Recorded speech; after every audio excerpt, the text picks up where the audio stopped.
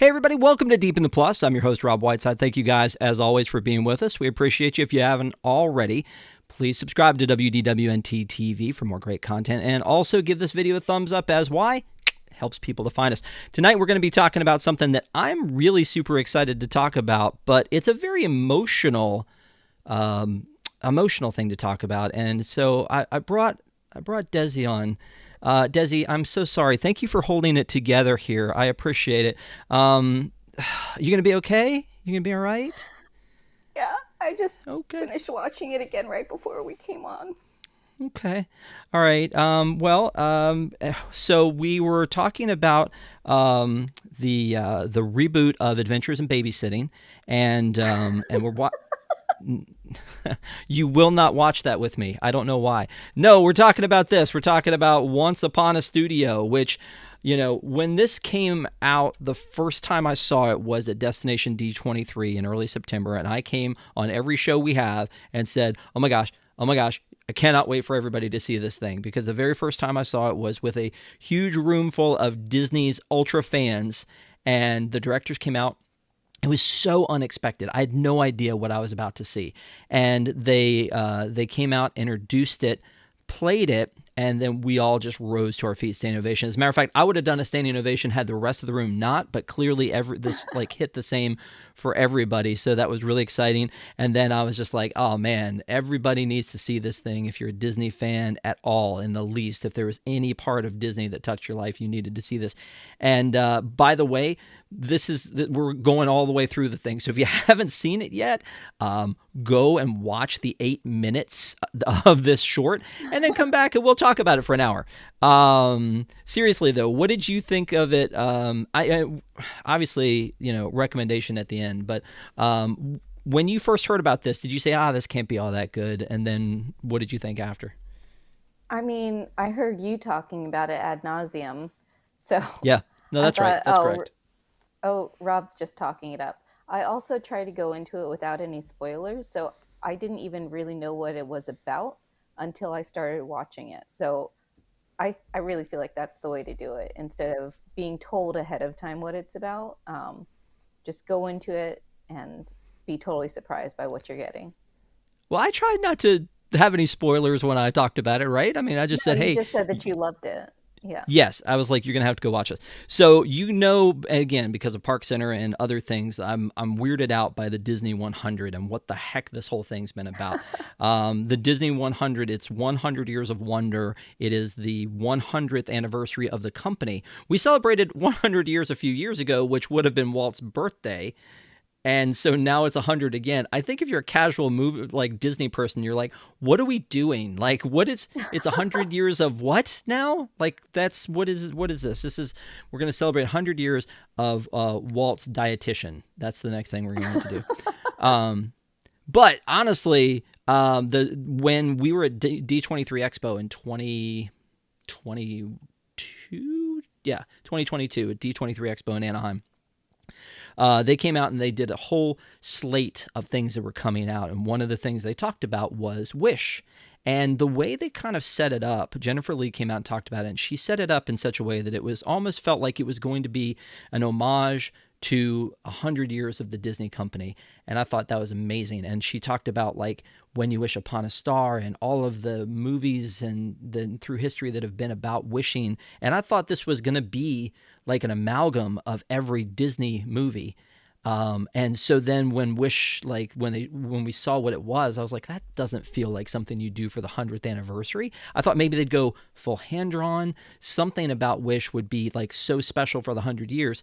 And I feel like that missed the mark. And then here come these two guys out on stage at Destination D23, and they start talking about the Once Upon a Studio. And I'm like, I don't know what this is. And we sat there and we watched it. And I was like, this is it. This is exactly, and maybe you did too, this is exactly what the 100-year celebration should be about. Yeah, exactly. And it makes complete sense because it started as an animation studio. What I found interesting, because I was watching some interviews with the people who worked on it, the original concept was that they were going to have some of the rides come to life in Disneyland.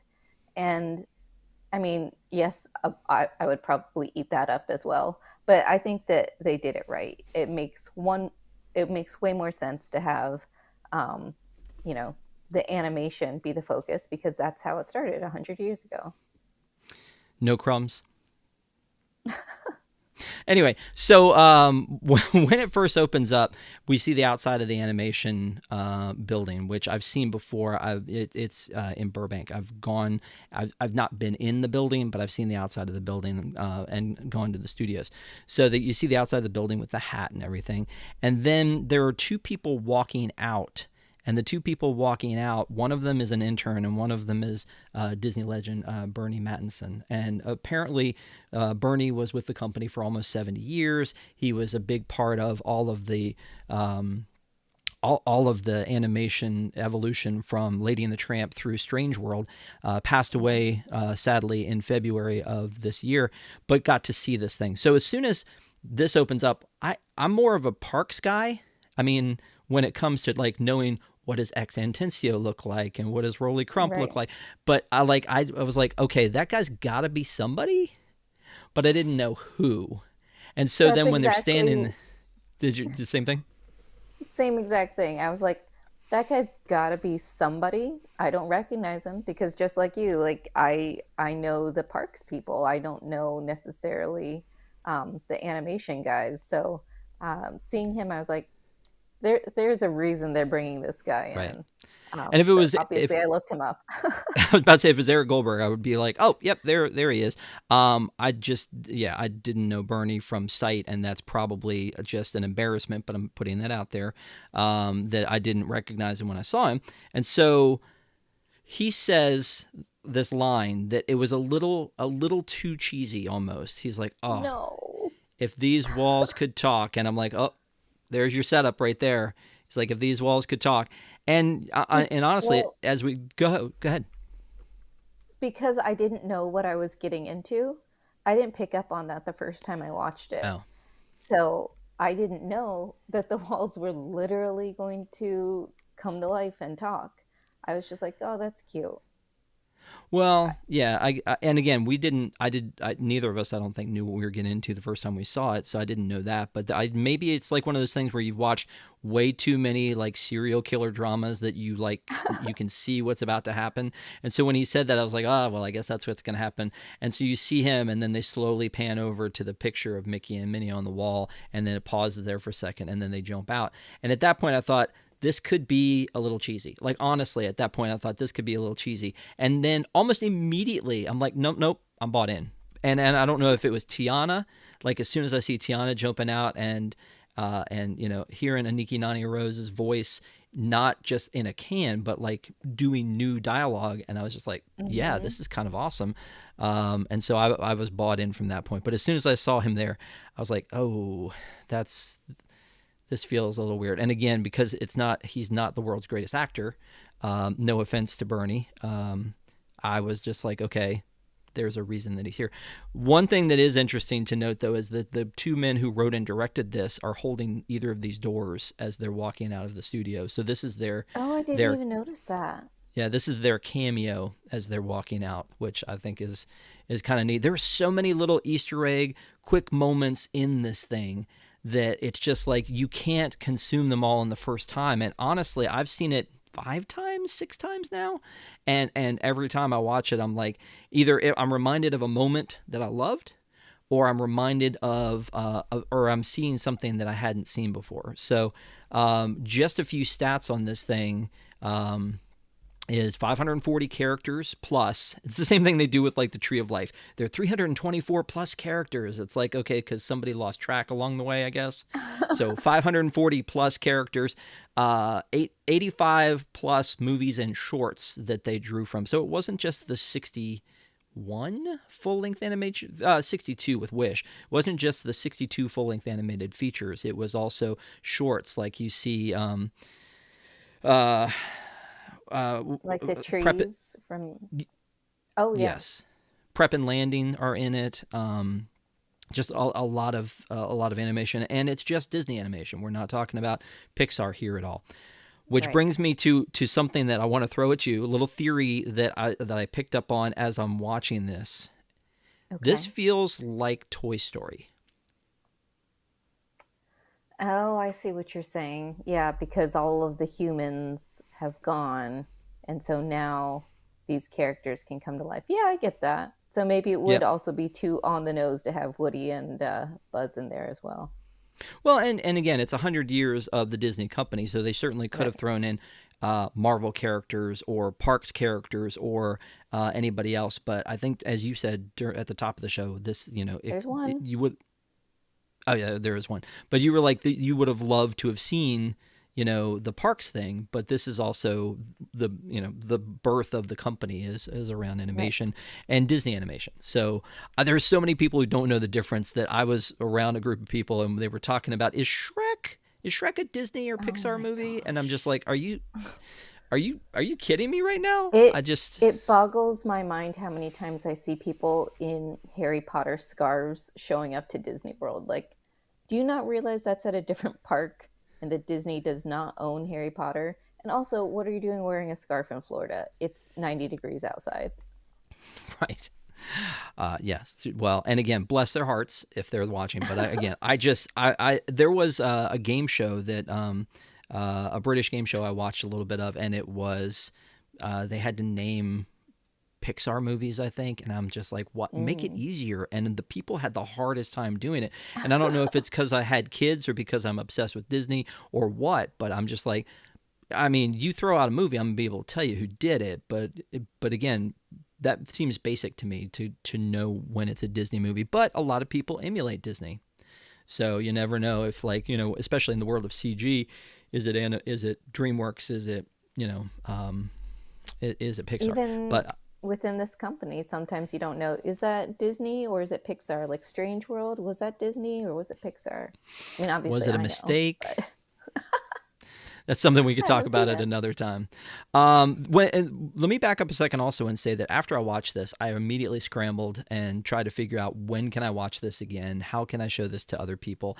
And at the time, the only thing that it said was that this would be shown in front of Wish, which opens November 22nd. So I was like, wait a minute, we've got to wait from beginning of September until end of November to see this. That's horrible. And somebody made the great decision to introduce this the night before the 100-year anniversary on The Wonderful World of Disney with Kelly Ripa in front of Encanto. It was great. So they had it there, and I think we had a Park Center that night. I watched it at 8, Park Center at 9, and I was like, hey, you got to see this thing. Did you watch it? And I think you might have been on that night and go, nope, didn't watch it. Nope. Um, I was dedicated to making sure that I saw it that night. But then the next day it drops on Disney Plus. Even when it dropped on Disney Plus, though, it didn't have all of the features that it ends up having. Now it has 2 little short 3 or 4 minute extras, which we'll talk about in a second. So let me ask you this generically about this rather than necessarily going through it play by play. The basic gist of it is hand-drawn animation, CGI, original voice actors coming back to reprise their role, or some canned voices being used. When you saw this and you got into it, tell me one of the moments in here that really got you, because I have a list for me. I mean, Just pick one. when Mickey says after you to Oswald, I mean, tears. There's also, I mean, who can see that scene in the stairwell with Mickey and Walt and not like I'm crying right now just thinking about it. Well, the funny part about this is, and I think it might have been my son that I was talking to, like he hadn't seen it yet, and I was like, you got to see it. And I said, man, I bawled my eyes out, and so he's watching it, and he said that as he's watching, he's like, I don't understand where he was like bawling his eyes out on this, and then you go, oh, wait a minute, you get to that moment with Walt and Mickey. And Mickey takes off his hat and looks up at the picture, uh, and and he's like, "Well, on with the show." And he could have said anything. He could have literally said anything. He could have said, "See you," like, "I miss you, pal," or whatever. But he was like, "Well, on with the show." And yeah, I'm getting all like verklempt just thinking about it here too. But one thing I wanted to mention that surprised me is there are two voices of Mickey Mouse right now. Wayne Allwine was the voice of Mickey Mouse for the longest time. He was married to Reese Taylor. The two of them were Mickey and Minnie, and they were married, and it was unbelievably adorable that they were married. He would bring a ukulele. They would sing together. It was fantastic. Aww. He passed away first, then she passed away. And the new Mickey was Brett Iwan, who is an artist. He has done the 100 Years Mickey picture, and he has been the voice of Mickey until, and I know you don't love the Mickey Mouse shorts, but until the Mickey Mouse shorts, Chris Demontopoulos became the voice of Mickey for the Mickey Mouse shorts. Well, And you I'm know like, which one I prefer. I do. But here's the funny thing is that this is Chris Demontopoulos in this one, Oh, really? and not Brett Iwan, and I don't understand that. And at least that's what it says in the credits, because I was going through the credits looking at the voices, and I was just like, this seems like a Brett Iwan situation. Seems like when you would have brought him in. And at Destination D23, he was there. They did a whole voice panel. He and the Right. woman who plays Minnie now. And on that, Bill Farmer said something that I thought was interesting. He's the voice of Goofy, and he said that he has to be a different Goofy when he's in the Mickey Mouse shorts than he is when he's doing the Mickey Mouse Funhouse. Is that the new one? Than when he's doing like something else. That he has to kind of tailor his Goofy to whatever that is. Whereas like they just went and got a different Mickey for the devious Mickey Mouse from the cartoons versus the wholesome fella that we see in like the Roadster Racers.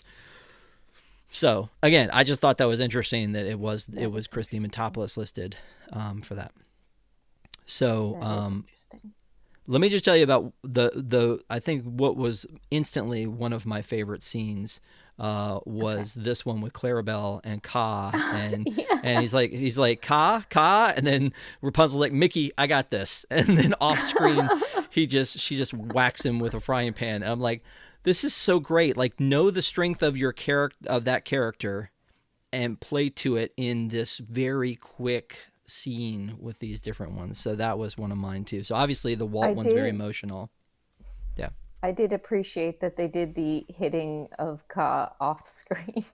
Just as a mom, I don't want my kids going around thinking that it's okay to hit people with frying pans. Uh, well, and again, it's for everybody. One of the other things that I'm in me rewatching it that I noticed is that there's a scene, because we're very quickly going through the animation building, and we're running into each of the characters, or like waking up another character from a picture. And so as they're flying through and doing their stuff, there is this one scene where Peter comes in, and then he flies to go find the people upstairs. And when he does, it's one shot. Now, I think there are places where they faked it, but it's this one shot, and I'm not going to show too much in case YouTube decides to pull it. But it's just this one shot. Now, there are places like flashpoints where, like, the dragon tail comes in front of the screen, and so they could have reset. But because this is in the animation building, I assume a lot of this, that the whole purpose of this was one fluid. You get to see all these characters, back to back. And I felt that moment, but I didn't pay attention to that's what it was until I watched it this time. What's another one? The one that got my husband was when the rooster, what's his name, from Robin Hood. Robin Hood, yes, starts playing on the harp, or whatever instrument we'd call that. I think it's a lute. Okay. Well, when he starts playing, like as everyone was about to go back inside and he starts playing, and then everyone turns around, starts singing, that's another one. I mean, and then you get all of the princesses. You get Paige O'Hara, Jodie Benson, all singing together. Was that Lea Salong as Mulan? I don't remember if I saw. No, it wasn't. Mulan. Okay. I thought you were talking about Pocahontas. Pocahontas was No, because okay. It was Mulan, Snow White, and Asha. Yeah. We're all singing which together. was definitely Adriana DeBose. So that was kind of cool. Yeah, it was really neat. I thought for sure that when we talked about this, that your favorite scene was going to be. Hold on a second. I'm waiting for the moment here to cue in this one right here. I mean, I love that scene too. But I love all the scenes. I could talk about pulling Winnie the Pooh out of the picture. That was another one that I was just like, oh my gosh, But adorable. but the timing of Flounder falling into her hands and him looking up and going water, like it was so good. And then little things like this, like the Snuggly Duckling sign next to Yes. Merlin in here when Merlin's working the coffee stand or whatever, is so funny to me. And the woman from Meet the Robinsons is in the background mixing up her coffee, and yeah, just little things, and you catch something else every time that it happens. And because I could tell some of the at least older characters like Peter Pan, they use some of the old, canned uh, audio of him. But like with the Mad Hatter, I was like, oh, there's no way that that's the original Mad Hatter. Who plays the Mad Hatter? Do you know, Rob? I do. I Alan Tudyk. mean, Alan can Tudyk. you think of a better voice King actor Candy, to because play? he's basically King Candy, and that's what I mean. If you put King Candy in the Mad Hatter's outfit, it's basically the same character. So it's perfect that he would do him, do that one. Yeah, So good. yeah. One of the scenes that again I thought was maybe mildly cheesy was the one where the elevator is being held, and Flash is like, "Wait, hold the elevator," and I was I just think like, that was actually in that exact scene was in their pitch to create this short. "Gotcha." The but this one, Flash is not credited to Zach Braff, and I'm thinking, really, you couldn't get Zach Braff? And there was somebody else who's credited as Flash in this one. But this scene leads into another one that we talked about on Park Center, which was the scene where the little lost boy is Yes. floating behind Olaf for a second, and it was just fleeting, but this is an homage to the MGM Studios. I said MGM Studios on Park Center, and somebody in the chat was like, "You mean Hollywood Studios?" But it was MGM at the time, where you would go into the animation courtyard, and as you went in, the first thing you would do is you would go and you would sit in a theater and you would watch a movie about animation, and they would talk to you about it with Walter Cronkite and Robin Williams, and Robin Williams was this bystander in the crowd that Walter Cronkite picks out and says, "Would you like to be animated?" They draw him as an animated lost boy. And oh man, I loved that so much. When I was It a cast member there, it was as that was going away, and I would go and just watch that movie because it was like, Walter Cronkite says, and this is something that's like ingrained in my mind. He says, with the music and the darkness, there's a sense of foreboding, and then Robin Williams goes, "Verwhatting?" And it's just, I don't know, it's the dumbest thing. What are you gonna say? I love that that character and the genie appeared in not exactly like the same scene, but you know they were both in that room, even though they weren't together. But um, I love that they had kind of a merging together because the way that Robin Williams came into that, he was wearing the same outfit that Genie wears at the end of Aladdin, and it's just Yep. like it all comes full circle. It's synergy. It is synergy. Speaking of synergy, this moment right here, I love because this is a great kind of an Yes, encapsulation. This is all of the guys in the men's room getting ready, including Chicken Little and and the headless Thomas horseman. O'Malley. And yeah, exactly. The Headless Horseman is primping. It is so perfect, like to see all of these characters together there. That's really neat. But that's kind of what this is being able to see all of these characters together. And then Minnie walks in and she's like hand over her face because she doesn't want to see anything while in the restroom. But yeah, I love this entire presentation, top to bottom, and there's so many other moments in here that are so quick. But anyway, what I did want to say though is again, thank you guys for watching. We appreciate you. Make sure to give us a thumbs up. Helps people to find us. And Desi, here's your trivia question. Name all of these characters. Go. Raya, Sisu, Snow White, Asha. Yeah. We're gonna be here a while. Yeah, no, we will be. No, there's no trivia. I just, again, I think it's really neat to be able to see all of them together. And that print was given to cast members, which I was like, as soon as it was over, my wife was like, I need this print. Like, I need this to be in my life. And for the 100 years, they gave the cast members, at least at Disney World, a 100 years tag that was not to wear, but for them to have, and a copy of this. And so I was like, that's really nice. That was sweet of them to give that to the cast members. They should have that, but also I need it. So, Yeah. I mean, I haven't gone on eBay to see how many cast members are selling theirs. I guess I should, but I would love for this to show up somewhere, especially like a D23 situation. And Please, what's I want to give you my money, Disney. Please sell this to me. Exactly. And what else is interesting about this to me is that there are just a few random characters at the top of the building. Obviously, Quasimodo, who we get to see in there, and the gargoyles. And then you've got Ka, like, hanging off the side. And then the rooster is up there, too. And that's it. Like, you could have put others up there, but I do think it's neat that they sort of strewn those in there, that those would be the characters who would be at the top of it. I see, like, Tarzan and I was and also Jane. surprised they didn't have anybody flying.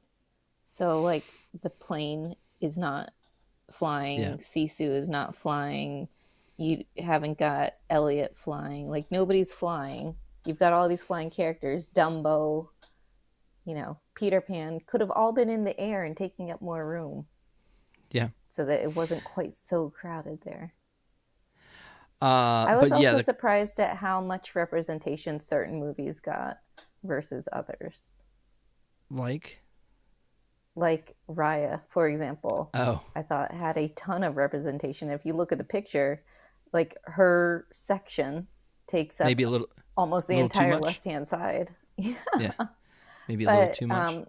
I also thought maybe whoever was working on this, because it's probably more recent animators who are working on this, maybe it was just that a Raya animator had a big hand in creating this and wanted to make sure that his or her movie was represented. Maybe, yeah. I don't disagree with you there. I think oftentimes there's too much of one movie and not another. There, it's funny to me when you go to Disneyland. I feel like there's more, and I think I've said this before. There's more Alice and more Mary Poppins than you find on the East Coast, which is great. But yeah, you would think they would try to kind of spread it out as much as possible. But here's something: they do a lot of pairings. We talked about that with that one scene in the men's room. But I don't get this pairing. Like, how did Dodger find his way into Vanellope's car? That was just weird to me. That was one that I was like, I don't really. That one I don't get. Would she pick him up in New York on the way in? Because if so, there's a whole bunch of characters that live in New York that they could do. Rob, why should you worry? Why should you I care? Yeah. I love also just the faintest little moment and things that they do in here, including, like, here's Peter and he's seeing his shadow. Like that's Peter Pan. That's a Peter Pan thing, is to be able to see his shadow. They also spent a lot of time on Peter. Bobby Driscoll was the voice of Peter, and he was a big deal in Disney early years and passed away very tragically at a young age. But to your point, I went in and looked at, again, all of the voices on this one, and Bobby Driscoll's voice is used in this. When I originally heard them talk about this, they said that there were 40 plus voices used in this one. And when I went through the cast and saw them, and I see, like, David Spade's listed as Cusco, and I'm like, did I hear Cusco in there? I don't know. No and touchy. Billy Joel's there you go. Okay, so Billy Joel's listed as Dodger. I don't remember him saying anything. And I wondered, like, if this is something where, like, which ones are canned and which ones are not. They don't really tell you because they are their voices. Doesn't matter if it was in a can or if they were reprised or whatever. They are their voices. But Robert Guillaume, who was Rafiki, has passed away. His voice is in here as Rafiki when he says, "It is time." The genie was the one. The genie's the one that I think most people were like, that's Robin Williams, and how special that was that they used Robin Williams for that. But there are so many others that are in here as well that they use their voices too. So I thought that was kind of neat. But the Bobby Driscoll thing, there's something very specific about that voice that, like you said, you could tell I've never when you heard it. heard I've never heard anybody be able to recreate his voice accurately. Like I can tell when we go on Peter Pan's flight that that's not Peter Pan. Like I've anytime they've ever tried to recreate his voice, I've never heard anyone do it successfully, which I think is very Um, interesting. Bob Newhart is credited as Bernard from The Rescuers, and so again, and Sterling Holloway, who did a lot of voices in early Disney, including the Cheshire Cat and Winnie the Pooh, is credited. But also, I think Jim Cummings is also credited as Winnie the Pooh. I So, think when Winnie the Pooh is coming out of the picture, the scene that I mentioned earlier, that was the original guy. What's his name? Sterling Holloway. Sterling Holloway. And then Jim Cummings was the one where it's like, Tigger knocks him over and he says a line that was obviously not taken from a movie. So I think that's when they used both for Winnie the Pooh, which I think Yeah, was great to be able to use both. I'm surprised they didn't use both for Mickey in that case, since we have two Mickey voice actors still with us. yeah. I also love that scene where Antonio from Encanto is coming out and he's skipping along. He's like, He's "Don't got a eat those." cricky. Yeah, yeah, but he's like, "Don't eat those." Yeah. To the lizard from Rescuers, and then when when all of the characters are walking by the puppies watching Night on Bald Mountain, and Kristoff goes, "Come on, puppies, don't watch that; it'll give you nightmares." Um, So cute. and then and I again mean, another. Chernabog will. Yeah, exactly. Another scene that like really kind of caught me by surprise was Little John and Robin Hood like falling out of the sky after Scrooge McDuck dropped his money and going oodalolly. But Scrooge McDuck recently has been played by David Tennant in the reboot of DuckTales, but they used Alan Young, who was the original voice of Scrooge McDuck, who I don't think he was Scottish, but also he was there was a black and white TV show called Mr. Ed. It was about a talking horse. Yes. Wilbur was his human sidekick. That was Alan Young. I looked it up. Oh, I didn't know really? that. Yeah, I didn't know that. So, I didn't know that yes, either. a lot of fun there. So again, mix of 3D animation and 2D hand-drawn animation. Andrew Feliciano did the 3D animation. Eric Goldberg, who has been a very what's the word I'm looking for? Visible animator for us recently. They brought him out at D23 to talk about Drawn to Life when they announced that. Apparently, he was like a consultant on Drawn to Life. They don't do any 2D animation. I think that they were talking about bringing him back and them doing more 2D animation and hand drawn. And I really thought that's what Wish was going to be. Straight up hand drawn. I wish that's what Wish was going to be. We all do, right? Nightmare Before Christmas is one of my favorite movies, but I look at it and go, why do people still do stop action animation? It's very unique, it's very cool, but it's so tedious. I'm just like, wow. And it's an amazing art form, but 2D animation is too. Like hand drawn animation is such an amazing art form, even though you can use a computer. It'd be nice sometimes if they threw in some 2D animation for stuff. So yeah. Also, one of the things that I watched this documentary that Neko had sent me, she was like, "Oh, you got to watch this." It was an interview from D23 talking about this with the people who made it. One of the things we were talking about was the shadows and the lighting, and that is true. Like, there's a lot of little things of these things. These characters coming out of the pictures and walking around that could have looked very bad, very So Dear to My Heart, some of the early like Pete's Dragon, some of that kind of stuff. But because of the shadowing, they can do a 2D animation with like a good shadow on it that makes it look like it's actually living with us. And I think they did an amazing job with that. Yeah, it's incredible. And I also love the scene where Stromboli is shaking The the vending machine. candy machine. Yeah. Yes. I think that was CG. I could. It is, but see, that's one of those things that you don't think of it as being CG because it's just like, well, it's just him like shaking this vending machine, and it seems like a very real world thing, and you don't stop to think, Hmm. oh, I wonder how they pull that off. Maybe they just like did a practical effect and shook a vending machine which obviously they're not going to do, but in my head they did. Um, I think so the here, first time I watched it, I probably did think that it was a practical effect that they somehow animated in, but I think just after watching it multiple times, I was like, oh no, I think that is CG. well, that was, and so was the ladder and the camera that Goofy uses. Which again, I thought maybe they had done it practically, but again, why would you if you can make it look exactly like a ladder and you don't have to like Mm-hmm. dance it around with somebody wearing a green suit? Yeah, that makes a lot of sense that you would. I mean, you're dealing with animators. Why wouldn't you do it that way? The other thing that, again, as everything was very fast paced, that hit me was the scene with Anna and Elsa where she's walking by and Anna's very nervous and she goes, "Do you think all the villains are going to come?" And then Elsa goes, "Not all," and she flicks her hand and freezes Hans in the picture. And as a Star Wars fan, do you agree that this is like Han Solo frozen in carbonite? Oh my Han. gosh, how did I not think of that before?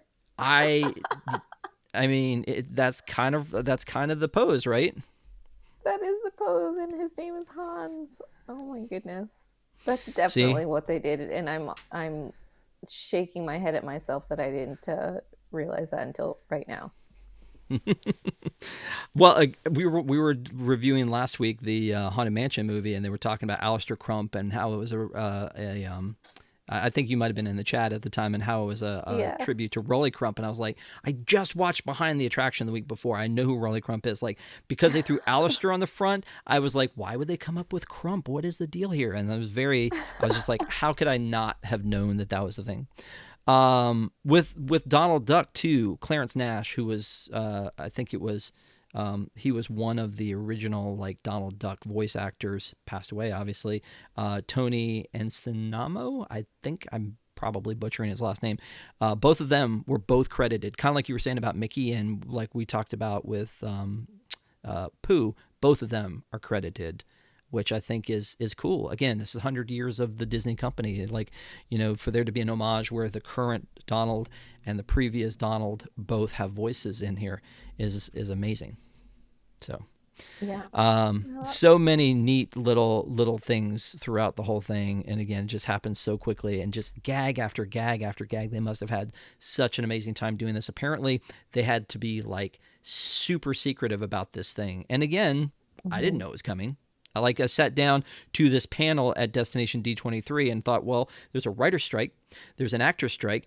What are they going to show us at this panel of animation live action at Destination D23? And they showed us this, and I was like, I'm done. That's all I needed. I could go home happy now. So, I um, was I good. was watching something where they were talking about the pitch for this and how when they pitched it to the chief creative officer, it was during the pandemic, so it was via Zoom.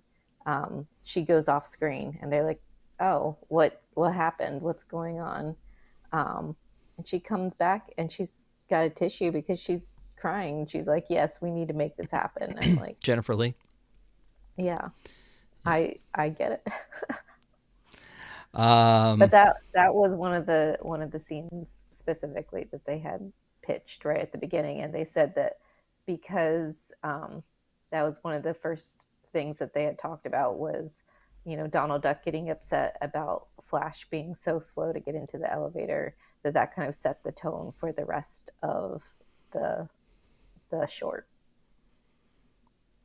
well, again, I think that they did not miss a trick here, with the celebration of the past and the present and even a little bit to the future. But being able to see this was, again, another opportunity for them to really stack the deck with characters. Um, you know, Mm-hmm. uh, Mickey's flying on Dumbo. You see three characters from Strange World. They're all kind of standing in line, walking down, getting ready to go. You got Kronk, you got Medusa, Madame Medusa. I see uh, Gazelle at the bottom, and Gazelle. then Mm-hmm. yeah, and then again you can see like yeah, just like hats and everything else. It is so perfectly done. Just even every little scene like that. One of my other favorite scenes is when when they're starting to walk out, and Raya's holding the door, and Ralph walks out and he hits his head, and he's like, "Are you okay, Ralph?" And he's like, "Never better, Garfield." That one, I don't know why. Like, I don't know if John C. Riley made that up on the fly. I don't know if that was written in there, but like, it was just never better, Garfield. Oh, so cute. And like, we Who didn't see. What were you gonna say? who's the voice of Nick Wilde? Jason Bateman.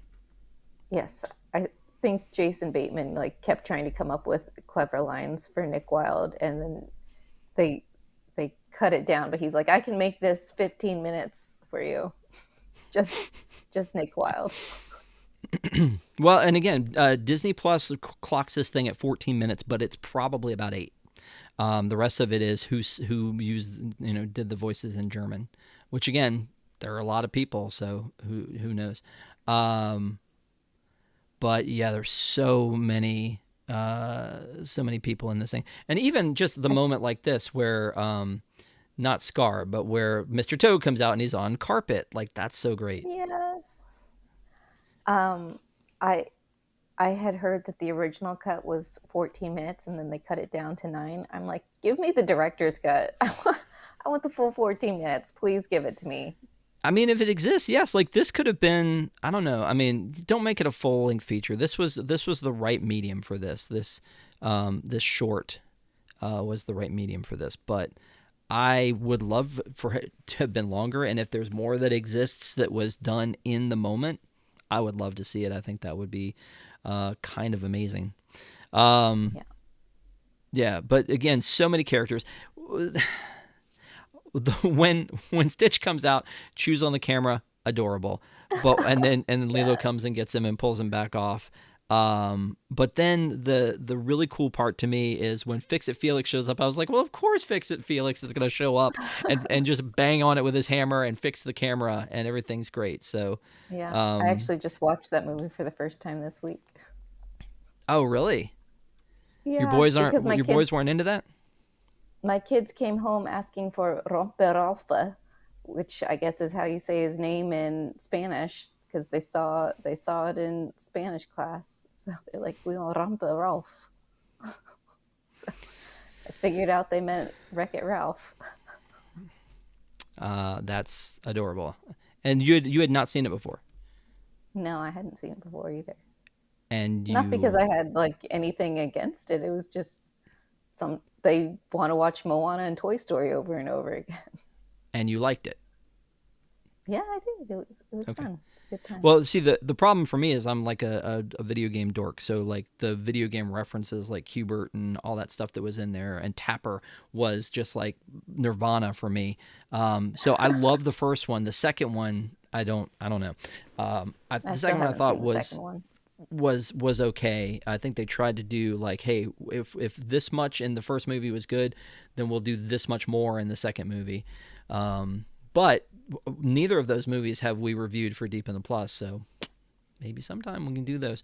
But that brings me this image here. So Oh, yeah, yes. so you've got representation of Wreck-It Ralph, and you And got I didn't Johnny notice Appleseed. her the first time I saw it. It's like you notice something different every time you watch this. But that one in particular, just because I'd never seen Wreck-It Ralph before, didn't register to me until I saw it today.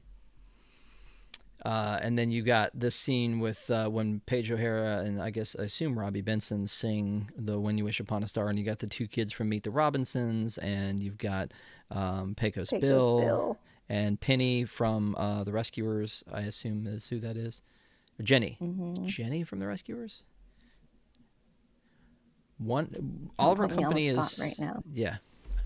Anyway, sorry. So again, there's a lot going on in here. The one other thing I wanted to talk about was Richard Sherman. The Sherman brothers have done so much incredible music over the year. Oh, are you gonna cry again? You gonna get your You're gonna get tissue? me crying again. Yeah. Yeah. Okay. Here. Okay. Here, Keep just. going. Oh, thank you. Yeah. We could probably make that work. We'll practice it for another episode. But the Sherman Brothers have done so much music over the years for not only some of the most classic movies like Mary Poppins, but also some of our favorite theme park anthems come from the Sherman Brothers. Great Big Beautiful Tomorrow. So you can still see them in the parks at on that Carousel of Progress movie that you see on the screens before you walk in. But Richard and Robert Sherman were brothers who put together all of this great music. There is a documentary that we haven't talked about before because Tom was like, "Nope, that's for me. Hold that for me. We'll talk about it." It's called The Boys, and it's amazing like that these guys kind of hated each other and at times, but still made some amazing music together. So. Robert Sherman is long passed away. Richard Sherman is still alive. I don't even know how old he is, but it feels like people from Disney have a lot of longevity in general. There are a lot of people who are still around, which is awesome to be able to share their legacy with everyone else. But Richard Sherman was asked to play Feed the Birds on the piano that was in Walt's office that he used to play music for Walt on with his brother when he would pitch him. And so they the directors brought Richard Sherman into Walt's office with the piano.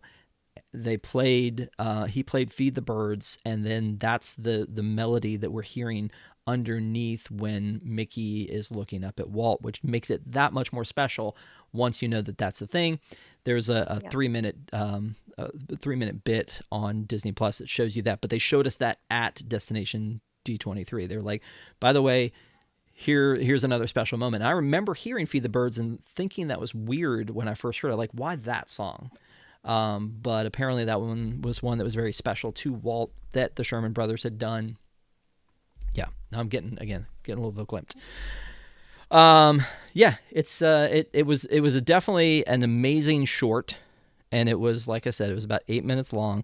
As I am a huge fan of all Disney things, when I see a scene like this one right here, and I'm like, okay, well, there's Flit, and that's awesome, and then Mama Odie, and then Copper and Todd, and then Gurgi, and the Great Mouse Detective Crew, and the Aristocats, and it's just like, I guess that's more Raya, and then Dumbo, and yeah, it's just like, wow. There's so much cool stuff that we get to see all the way through this, and it's just one more minute where you're just like, oh, I didn't see that before. I didn't see this before.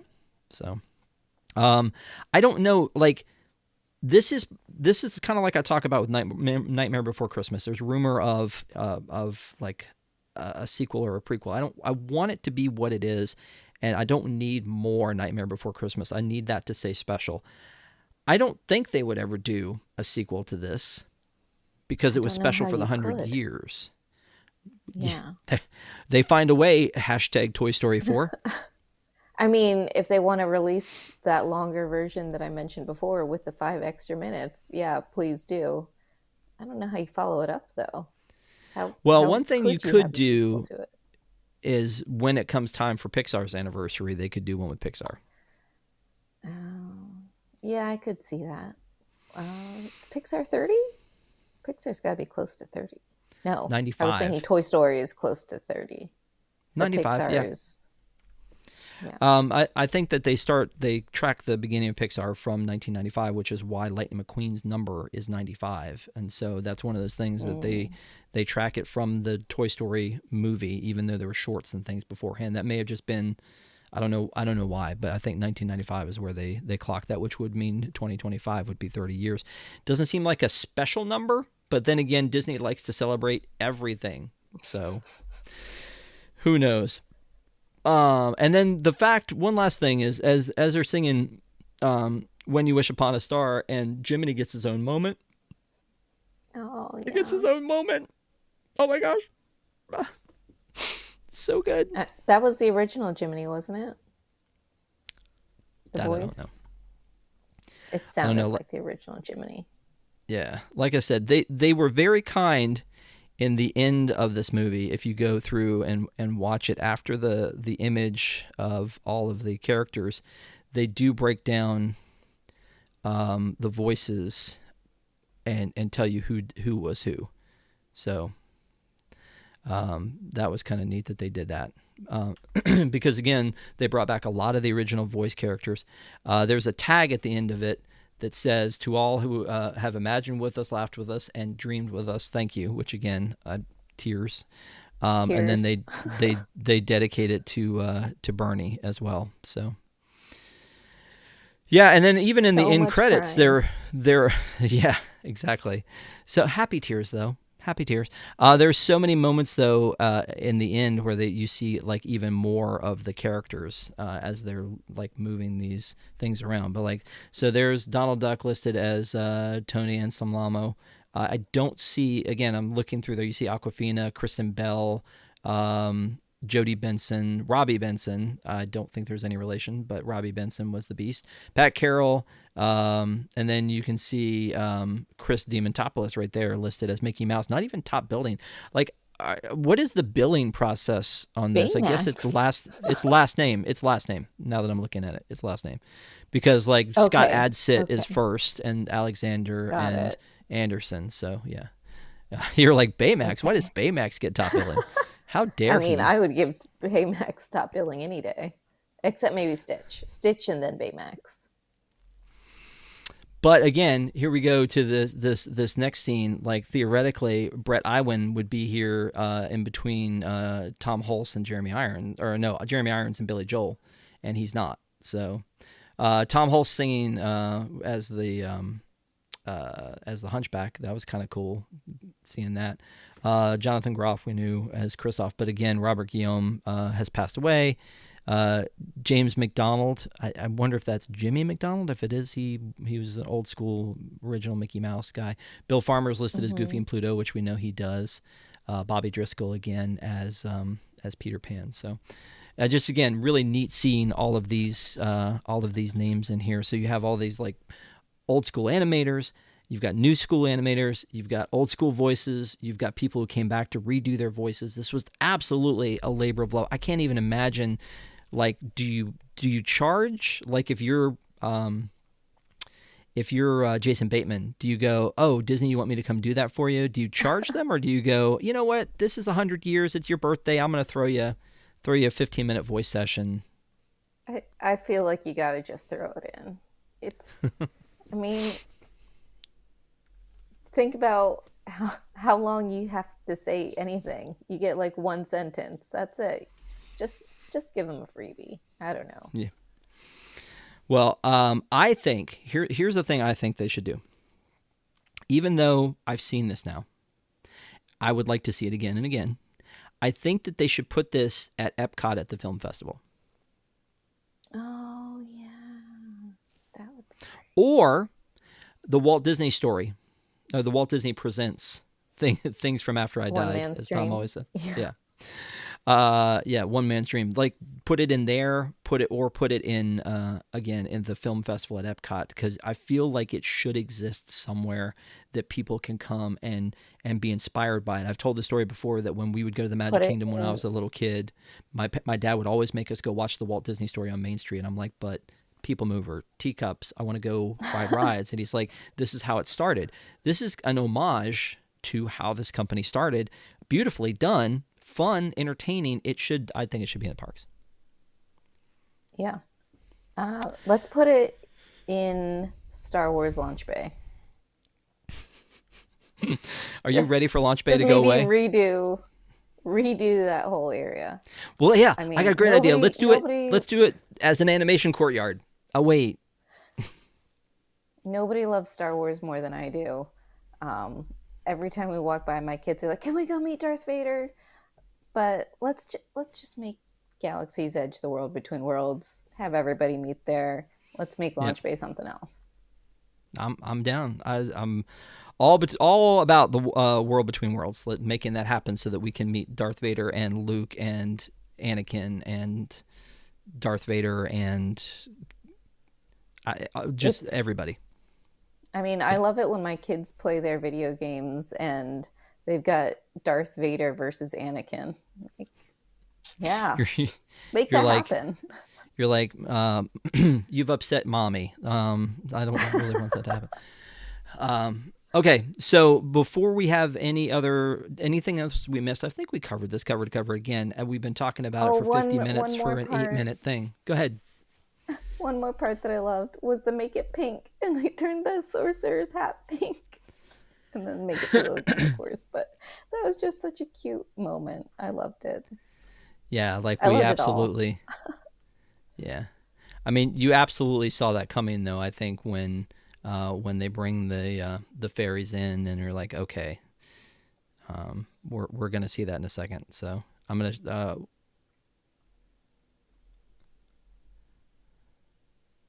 very cool though the way that they do it. Ooh. Because it's supposed to be blue. And then Oswald, where he pulls off his ears, Oh, that's kind of crazy. yes. Yeah. All right. So anything else that we need to talk about before we move on from this? Not that I can think of. Okay. All right. So thank you Is there guys for anything else you watching. want to talk about? Oh, I think we got this covered. I want to say thank you to our WIGS members. We love our WIGS, the WDWNT Interglobe Society. Thank you guys so much for being part of the family. If you want to learn more about it, go to patreon.com/WDWNT. We like more people coming in the family, so we would love to have you guys be with us. But thank you guys for being WIGS members. Don't forget that we have news tonight, tomorrow night. Park Center is off this Sunday, but then we're coming back the week after, and we'll be Park Center Sunday night, every night, all the way through the 17th of December when we have our 250th episode. So hopefully you guys will join us for Park Center. Hopefully you'll join us next week for another Deep in the Plus, where we're going to actually be talking, because next week is the eve of the anniversary of Disney Plus. And so Patrick and I will be talking about Disney Plus as a whole. So it's going to be a little bit different for us. We're not going to be necessarily reviewing anything, but we are going to be reviewing Disney Plus and talking about the things like how far it's come, what's happened on it, what's gone away, what things never came, that kind of stuff. So hopefully you'll join us for that next Wednesday night on Deep in the Plus. But thank you, Desi, as always, for being here. I appreciate you. But now's the time. Now is the best time. Now is the best time of your life. You need to tell me and the people, and I think that it's pretty obvious at this point as we've gushed all over this, but would you recommend this short? Yes. Mm. Yes, yes, yes. Even people who are like, oh, I'm not a Disney person, it's not my thing. You had a childhood.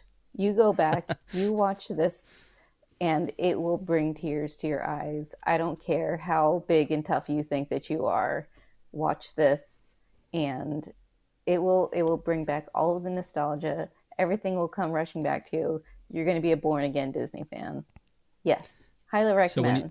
So when you say when you wish upon a star, your dreams come true, is that what you're saying? I honestly, again, have just been not even the least bit vague about how much I loved this from the get-go. Again, I'm assuming if anybody's made it this far into this, you've already seen this at least once, but go back and watch it again. Treat yourself. It's one of those things that you can watch many, many times.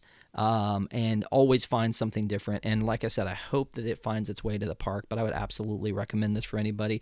And I would hope that you would recommend it to people. But when you do, tell them, hey, you should watch this. Not why, just you should watch this. It's 8 minutes. Go watch this. And I believe it might be on Hulu too, but obviously we don't talk about anything unless it's on Deep in the or on Disney We Plus. don't talk about Hulu. Did you just come up with that? Did you just come up with that? That was amazing. Yep. All right. Thank you guys for being with us. Thanks, Desi, for doing this. And we will see you guys next time. Have a great week.